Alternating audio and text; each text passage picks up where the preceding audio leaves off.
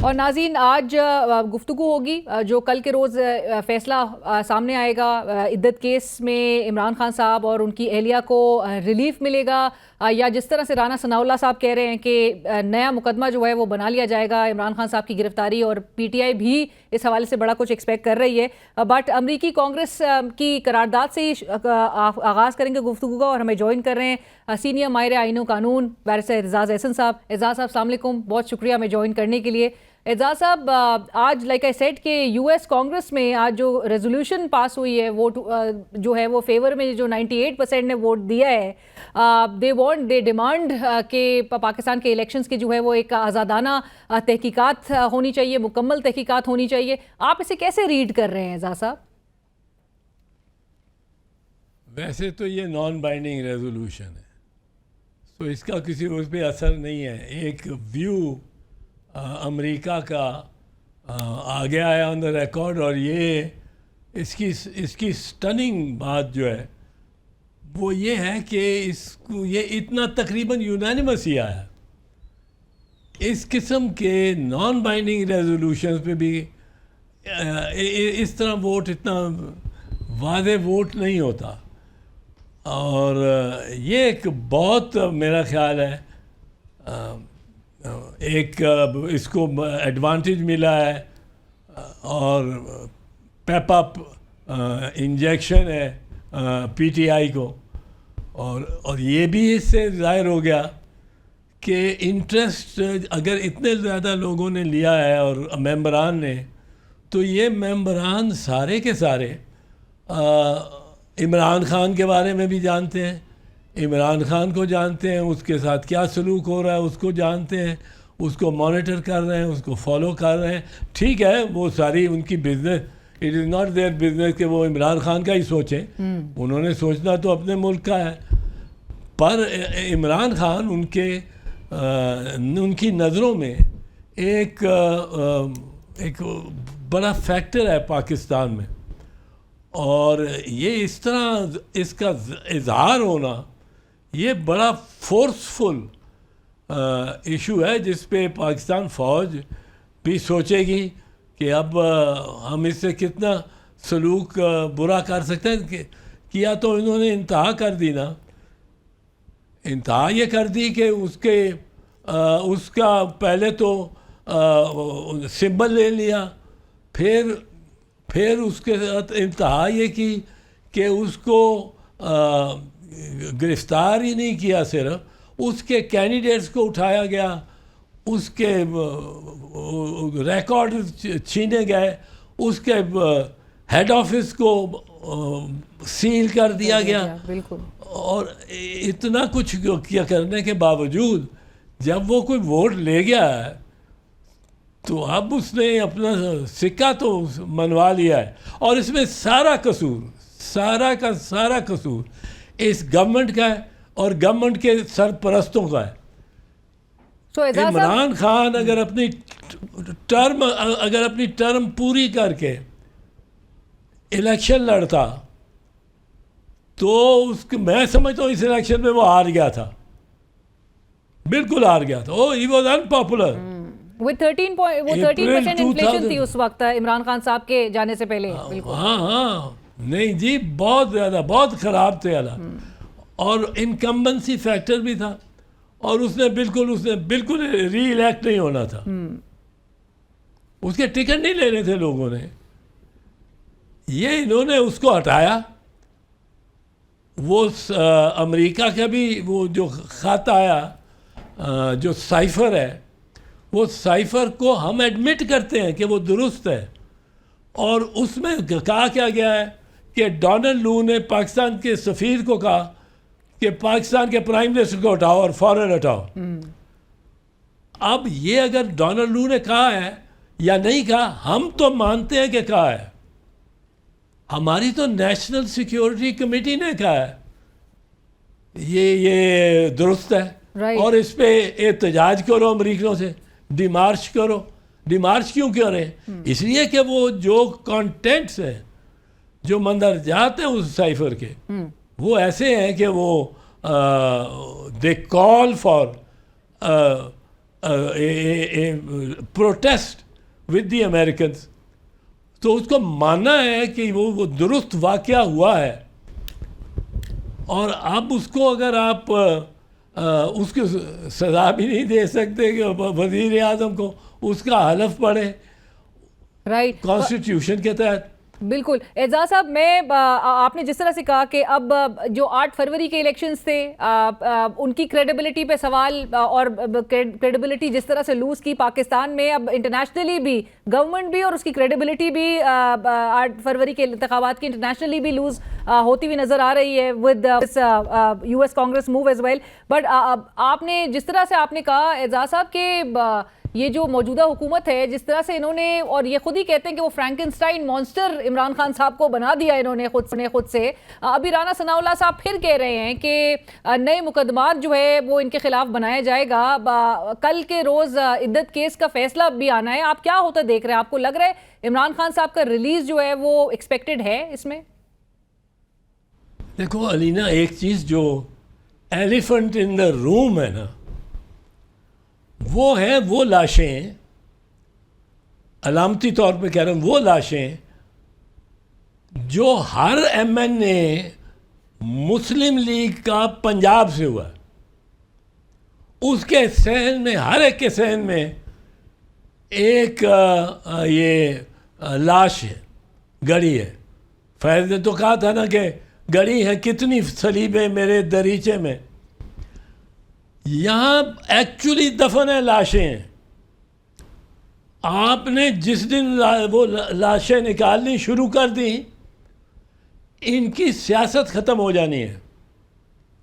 उसकी मैं आपको वजह बताऊं। वो लाशें, कुछ उनमें से चंद ये जो इलेक्शन कमिश्नर है, ये दुनिया के सामने पेश कर चुका है। वो कौन सी लाशें हैं? वो फॉर्म 45 है। ये जब फॉर्म 45 में निकलना है, मुझे उन्होंने कहा जी दफना दिए, उनको दफना दिया। मैंने कहा ये जिंदा दरगोर हैं, ये निकलेंगी। जब आपने लगा दी वो अपनी वेबसाइट पे, official website of the election commission, वो 30-40 लगाई, बीच में नवाज शरीफ की, शहबाज शरीफ की, मरियम की, ख्वाजा आसिफ की, और ऐसे। अब वो आपने लगा दी, लोगों ने डाउनलोड भी कर ली। अब उसमें तो राजा सिकंदर, नवाज शरीफ, मरियम का मैं नहीं कहता, नाम लेता, बेटी है, पर ये जो शहबाज शरीफ, Nawaz Sharif, chief election commissioner, ये सब जेल जाते हैं। और वो जेल, इनको पता लगेगी कि जेल क्या होती है किसी से, और वो ये इस्टेब्लिशमेंट इनको डालेगी। ये तो इनके तो नाम आ जाएंगे इसमें, लिस्ट में जो आती है, बाहर जाने नहीं देती, वो उस लिस्ट में इनके नाम आएंगे, और ये जा नहीं सकेंगे। ये अब अगर भागेंगे तो पहले इनकी सारी कोशिश ये है कि लोगों का ध्यान फॉर्म 45 पे ना रहे। फॉर्म 45 पे को लोग कहें जी वो कोई मामला नहीं है, हाँ। और ये तारीखें लेते रहे। पहले ये 2013 में, 2018 में, 2013 में ये मियाद फिक्स थी कि जो इलेक्शन कमीशन है उस पे लाजिम था कि 5 साल के बाद वो सारा इलेक्टोरल रिकॉर्ड डिस्ट्रॉय कर दे। इसको इन्होंने 1 साल कर दिया था। अब 1 साल इन्होंने रेंगते जिस तरह भी गुजार रहे हैं, क्योंकि मियां नवाज शरीफ ने भी देख लिया, उनकी अपनी जो फॉर्म 45 थी, फॉर्म 45 वो होती है, ज़रा मुख्तसर अर्ज़ करूँ, जिसमें हर पोलिंग स्टेशन 260 पोलिंग स्टेशन में जो हर कैंडिडेट ने, उम्मीदवार ने वोट लिए, ये होती है कॉलम पोलिंग स्टेशंस की, जी सबका रिकॉर्ड, ये होती है कॉलम ये जो कैंडिडेट्स की। हर पोलिंग स्टेशन में हर कैंडिडेट ने जितने वोट लिए वो दिए होते हैं। अब जो कुल वोट हर कैंडिडेट के होते हैं वो उसकी फॉर्म 47 में आ जाते हैं। राइट, इस तरह पता रहता है कि धांधली नहीं हो। बिल्कुल। और एजाज साहब, इनके रवैये से नजर आ रहा है कि ये चाहते नहीं है कि फॉर्म 45, आपको ट्रिब्यूनल्स का भी हाल, इस्लामाबाद के ट्रिब्यूनल्स का आप जानते हैं। पर एजाज साहब, मैं आपका कमेंट जो चाह रही थी कि आप ये इद्दत केस में अगर सज़ा मुअत्तल हो जाती है और इमरान खान साहब, अव्वल तो हुकूमत तैयार नहीं है इस बात के लिए और नए केसेस बनाने की बात करी, हुकूमत क्या ऐसी स्ट्रैटेजी अडॉप्ट कर सकती है? जी नहीं, बिल्कुल नहीं। और इस पे पहले जब भी हुआ है, ये चौधरी ज़हूर इलाही जो चौधरी शुजात हुसैन के मरहूम वालिद, उनके साथ हुआ, ये मौलाना जो न्याजी थे 1950, 60, 70 के अशरे में वो सियासत में होते थे। JUP के वो सदर थे, जमीयत उलमाए पाकिस्तान, उनको भी ये रियायत मिली और रिपोर्टेड है। और दीगरान को, बहुत सौ को, ये शुगर मिल के एक मालिक हैं मर्दान में, उनको मिली।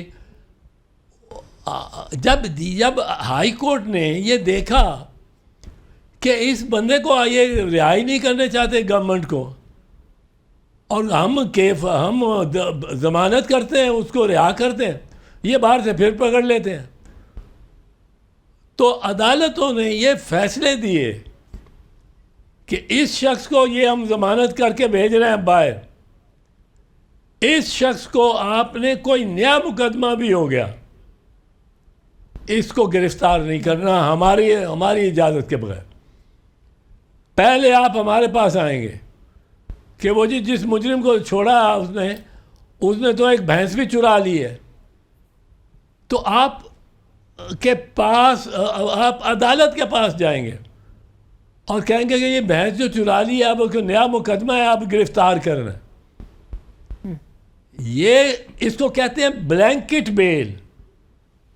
अब 250 मुकदमे बना दें आप एक बंदे पे, उस बंदे को तो ब्लैंकेट बेल मिलनी चाहिए, और वो किस तरह सब मुकदमात में जा सकता है। ये आखिरी एक दिन अगर वो नहीं, मैंने कहा कि ये इद्दत केस जो है वो ये आखिरी केस है। अब इसके बाद जो है अगर ये बना के फिर भी उनको जेल में रखने की तैयारी कर रहे हैं, so what kind of will that convey. पर एजाज साहब, मुझे साथ साथ ये भी आपसे ज़रूर जानना है कि मखसूस नशिस्तों का जो मामला है और जो केस है कल रिज्यूम होगा सुप्रीम कोर्ट में, लेकिन चीफ जस्टिस काजी फाइज ईसा साहब बार बार 13 जनवरी के बल्ले का निशान छीनने वाले फैसले की वजाहत क्यों दे रहे हैं आपके ख्याल में? चीफ जस्टिस साहब को मैं समझता हूँ कि बेंच में नहीं बैठना चाहिए था। मैं बता कर चुका हूँ कि एक तो उनको उसमें दिलचस्पी है कि ये सीटें किसी मखसूस पार्टी को मिलें ताकि 2/3 मेजॉरिटी हो सके और इनके हक़ में अमेंडमेंट हो सके। और दूसरा, जो ख़त इन्होंने लिखा है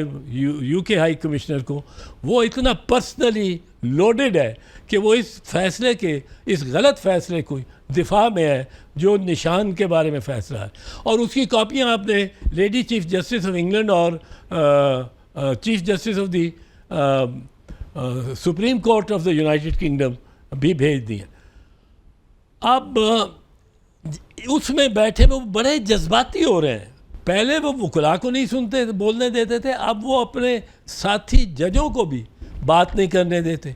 ही is tense, he is involved in this case. और टेंशन इतनी मुल्ज़िम किसी को शायद ना हो जितनी आपको लगती है। कोई बात कर रहे हैं जजेस तो उनको रोक रहे हैं, उनके साथ बहस शुरू कर रहे हैं। बात बड़ी है। इस केस में आपने फंडामेंटल राइट देखना है। आर्टिकल 17 के तहत वो कहता है I am as a citizen entitled to join any party. Any parties को देखें तो 175 रजिस्टर्ड पार्टीज है, मैं किसी को भी शायद ज्वाइन कर सकता। ये फंडामेंटल राइट है। अब लॉ ये कहता है, जो लॉ वो कहता है ये 2017 का इलेक्शन एक्ट कि आपको उस पार्टी में जा सकते हैं जिसने इलेक्शन कंटेस्ट किया हो। मैं कहता हूँ मैं उस पार्टी में जाना ही नहीं चाहता हूँ। 11 पार्टी जिन्होंने इलेक्शन कंटेस्ट किया, आई डोंट रिजेक्ट देम। मैं ज्वाइन करता हूँ पाकिस्तान सोशलिस्ट पार्टी से, और मैं वो नहीं है, पार्लियामेंट में नहीं है, बट मेरी ऑप्शन है। मेरी ऑप्शन काम तो नहीं कर सकते। फंडामेंटल राइट में जो ऑप्शन है आप उसको 175 से 15 में तो नहीं ला सकते। सो ये मेरा हक है, और ये मेरा अगर रजिस्टर्ड पार्टी है तो आई कैन जॉइन इट, वो पार्लियामेंट में हो या ना हो। कहते हैं कि ये सुन्नी इत्तेहाद कमेटी ये इलेक्शन नहीं लड़ी।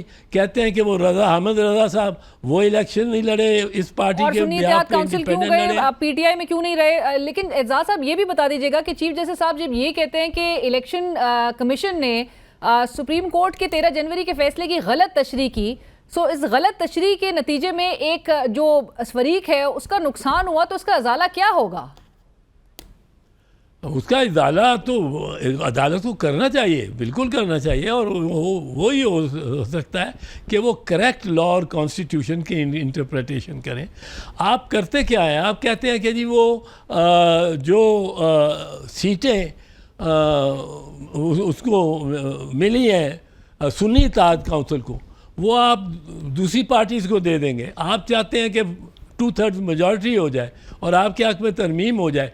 मैं ये कहता हूँ, और कहने की ये बड़ी ज़रूरी बात है कि आप कानून को इतना सिंपल, ये कानून है इतना simple, 1 2 3 4 5 section 17 no dilution of section 17 number 3 I am an independent candidate. मैंने क्या कसूर किया है कि आपने मुझे 175 की चॉइस से 15 की चॉइस दे दी है कि मैं इलेक्ट हो गया हूँ, एक इंडिपेंडेंट लोगों के वोट लेके आ गया हूँ। आई हैव अ राइट, और आप मुझे ये देंगे। और इस केस में तो इलेक्शन कमीशन ने इस कदर रुकावटें खड़ी की हैं, इनके बंदे उठाए हैं, उनके हर चीज़ की है। ये हर पार्टी को ये सोचना चाहिए कि अगर इलेक्शन कमीशन को इस तरह निशान पार्टी का लेके और उसको इतना विक्टिमाइज करके ये चलाएंगे इलेक्शन, तो फिर ये इलेक्शन हर दौर में हर वक्त ये होंगे इनके मुताबिक, इलेक्शन कमिश्नर और उनके सरपरस्तों के मुताबिक। आपकी सियासत ख़त्म है, पॉलिटिकल पार्टीज़ की सियासत ख़त्म है। इनको इंगेज करना चाहिए एक दूसरे को, और इसका हल निकालना चाहिए। एक दूसरे से बात करने वाले भी तो बनते हुए दिखाई दें। बट बहरहाल मुझे फाइनल कमेंट्स आपके चाहिए एजाज साहब। सुप्रीम कोर्ट की जो डिवाइड है, जो कि सबको क्लियर नज़र आ रही है, अभी मालिक साहब से भी बात हो रही थी, मालिक साहब ने भी कहा कि जिस किस्म का डिवाइडेड जो है वो बेंच नज़र आ रहा है, हर किसी के लिए ये प्रिडिक्ट करना भी बड़ा आसान हो गया है कि जी मुतवक्किल फैसला जो है वो क्या हो सकता है। सो इसके नतीजे में लेकिन इस डिवाइड के सुप्रीम कोर्ट की जो क्रेडिबिलिटी है एजाज साहब, वो किस हद तक इरोड होती देख रहे हैं आप? देखें, अगर इसमें से 8 इस बेंच पे बैठे हुए 8 कॉर्नेलियस की रिवायत पे चलने वाले जज निकल आए, और मुझे नज़र आता है कि हैं बैठे हुए 8 तो कम अज़ कम हैं, और वो बैठे हुए हैं, और जो चीफ जस्टिस मुनीर की रिवायत पे चलना चाहते हैं वो भी नज़र आ रहे हैं, और उनके साथ उनको तारीख़ ने नहीं बख्शा, तारीख़ ने मुनीर को कभी नहीं बख्शा तमीज़ुद्दीन केस में, और कॉर्नेलियस की तारीफ़ हर कोई आज तक करता है, और ये जनरेशनल है। यहाँ जजेस बैठे हुए हैं, वो जानते हैं, वो देखते हैं, उनके सामने हो रहा था मिनला तो चिल्ला चिल्ला के कह रहा है वो। लेकिन वो मंसूर अली शाह, याया अफरीदी और ये अपने आयशा मलिक साहबा, अपने मंदो खेल साहब, अक्सर उनके सवालात ऐसे हैं कि वो मतलब हैरान है कि एक किस तरह ये मौका दिया गया एक इलेक्शन कमीशन को। उन्होंने बड़ी अच्छे अंदाज में मुनीब साहब ने कहा कि ये फ़ैसला जो 3 जजेस का है, अब वो नहीं कहना चाहते थे ज़रा एहतराम चीफ जस्टिस का करके, मैं होता बैठा तो मैं तो कहता गलत है। वो उन्होंने कहा कि इससे जो इंटरप्रिटेशन उसकी हुई है तो उससे कैस्केड ऑफ मिस्टेक्स हुई है, कैस्केड ऑफ मिस्टेक्स उससे निकली है। अब ये कैस्केड ऑफ मिस्टेक्स हमारा इतना ये इम्पॉर्टेंट फ़ैसला है, ये फ़ैसला आपको अगले 100 साल पाकिस्तान को इस फैसले ने जिस जंजीर में जकड़ दिया वो 100 साल तक आप नहीं उतार सकेंगे, ये मैं आपको बता दूं। इस फैसले में अगर ये फैसला हो गया कि बैग्स आप खोल नहीं सकते, ये तो सुप्रीम कोर्ट ने इसलिए ये एजेंसियां इतनी बनती हैं और फॉर्म 47 एक ही फॉर्म है, वो उसमें फॉर्म 45 भी है बैग में, उसमें काउंटर फॉइल्स भी हैं बैग में, उसमें वोटर्स लिस्ट भी है जिसमें हर एक पे अंगूठा लगाया हुआ है, उसमें फॉर्म 47 भी है। आप सिर्फ एक फॉर्म 47 को निकाल के और रिटर्निंग अफसर के सामने रख के और कहें कि इसके मुताबिक आप इलेक्शन कर दो, बाकी कोई मटीरियल नहीं देखना। राइट, बट जिस किस्म के कॉन्सिक्वेंसेस का सामना मुल्क कर रहा है, नेचुरली आपने दुरुस्त कहा कि एक वही 13 जनवरी का फैसला है कि जिसकी वजह से तमाम इंस्टेबिलिटी जिस तरह से ट्रिगर की है। But thank you so much Ejaz साहब, बहुत शुक्रिया आपके वक्त का। से आईन कानून एजाज एहसन साहब इस वक्त हमसे बात कर रहे थे। और जिस किस्म के हालात नज़र आ रहे हैं, एक तरफ मुल्क में हर तरह के हमें चैलेंजेस का सामना है, हमें डिफरेंट फ्रंट्स पे जो है वो बहरान का पाकिस्तान सामना कर रहा है। और इंस्टेबिलिटी को काउंटर करने के लिए एक तरफ हम ऑपरेशन जो है अज़्म इस्तेहकाम उसकी बात कर रहे हैं और सब उसके लिए पूरी कौम नेचुरली एक यूनाइटेड भी है, लेकिन स्टेबिलिटी जो है वो लेकर आना पॉलिटिकल एंटिटीज़ नेचुरली उसमें एक बहुत बड़ा किरदार अदा कर सकती हैं। सब यूनाइट होके मुल्क को आगे लेकर बढ़ने के लिए वाकई में जो रोल प्ले कर सकते हैं वो मौजूदा हमारे पार्लियामेंटेरियंस हैं। बट लेट्स सी कि किसको ये एहसास होता है। एक ब्रेक के बाद हाजिर हो।